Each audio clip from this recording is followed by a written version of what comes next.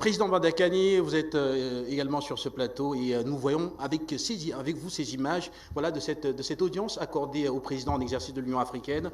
Alors, quelle est la grille de lecture que vous portez là-dessus? Reconnaissance d'un engagement, d'une coopération, d'une alliance forte et solide entre l'Afrique et la Russie aujourd'hui, ou alors, voilà, simple courtoisie?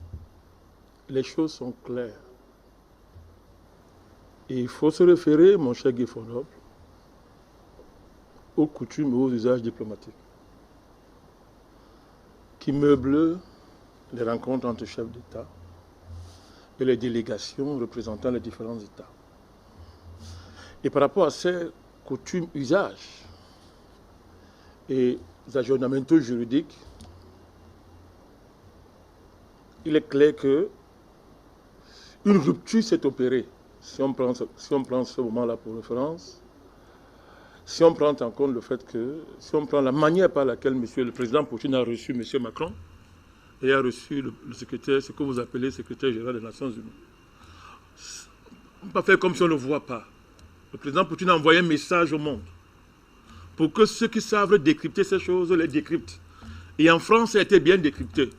De quelle manière? La classe politique française, dans son ensemble, a reconnu que le président Macron M. Macron avait été rabaissé.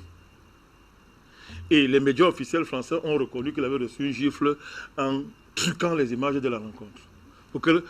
On a truqué pour répéter la table qui était très longue. Il a répété ça, et je vous rappelle que quand M. Macron arrive en Russie, il n'y a même pas, c'est-à-dire que la Russie n'a délégué personne pour l'accueillir à l'aéroport. Il a été reçu à l'aéroport par les représentants de l'ambassade de France, l'ambassadeur de France à Moscou. Les images sont là. On a vu cette longue table, on a vu ce qui s'est passé à la conférence de presse où M. Poutine évitait même carrément que M. Macron soit à son niveau. On avait la même chose avec le secrétaire général de l'ONU. Ce sont des usages diplomatiques, ce sont des codes, et on peut les décoder si on veut travailler sérieusement, on voit ce que ça veut dire. M. Poutine est en train de dire au monde entier que vous n'êtes pas mes interlocuteurs. Je ne vous reconnais plus comme interlocuteur, parce que vous travaillez à détruire la Russie. Vous violez le droit international. Donc désormais, je vous considère comme tel et je pose les actes pour que les gens décodent, ceux qui veulent décoder. Pareil avec le secrétaire général de l'ONU. Pareil. La longue table, Guy Fondop. Maintenant, vous revenez dans le cas de M. Macky Sall. Je voudrais dire qu'il faut distinguer le président du Sénégal et le président de l'Union africaine. Je pense que si on ne fait pas ce genre de distinguo dans l'analyse, on va se fourvoyer. M. Macky Sall, là, il est parti comme président de l'Union africaine. Et il nous a dit publiquement que j'ai un mandat de mes pairs. Il a dit ça. J'ai un mandat de mes pairs pour aller porter la voix de l'Afrique auprès de M. Poutine. Pour dire ce que nous pensons de cette crise au stade où elle est arrivée à ce stade-ci. Je ne reviens pas sur les positions des pays africains à l'ONU lors de vote et les positions que les pays africains maintiennent jusqu'à actuellement malgré les pressions, n'est-ce pas, des criminels internationaux de l'Occident collectif, pour reprendre le mot de M. Lavrov.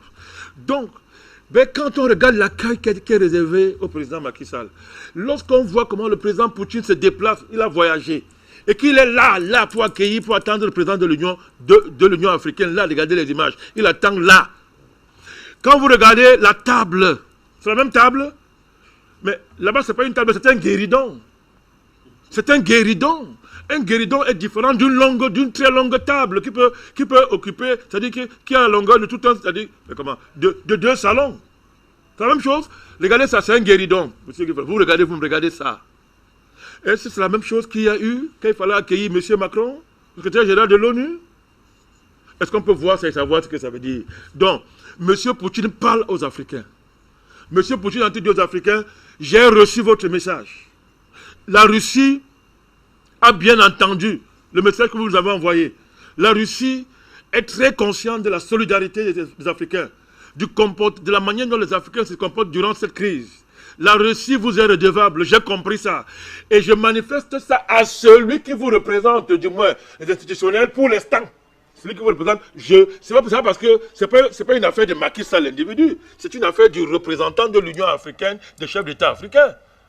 Donc je te reçois, et en te recevant ici, je reçois tous les chefs d'État africains que tu es censé représenter, puisque tu as leur mandat. C'est comme ça qu'il faut décoder ça. Donc, dire que ce n'est pas un événement, mais je ne sais pas ce que certains Africains cherchent.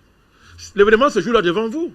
C'est un message diplomatique. En tout cas, si vous ne savez pas décoder ça, les Occidentaux, eux, l'ont bien décodé. Ils ont bien compris le message. Ils ont bien compris ce que ça veut dire, mon cher Fodor.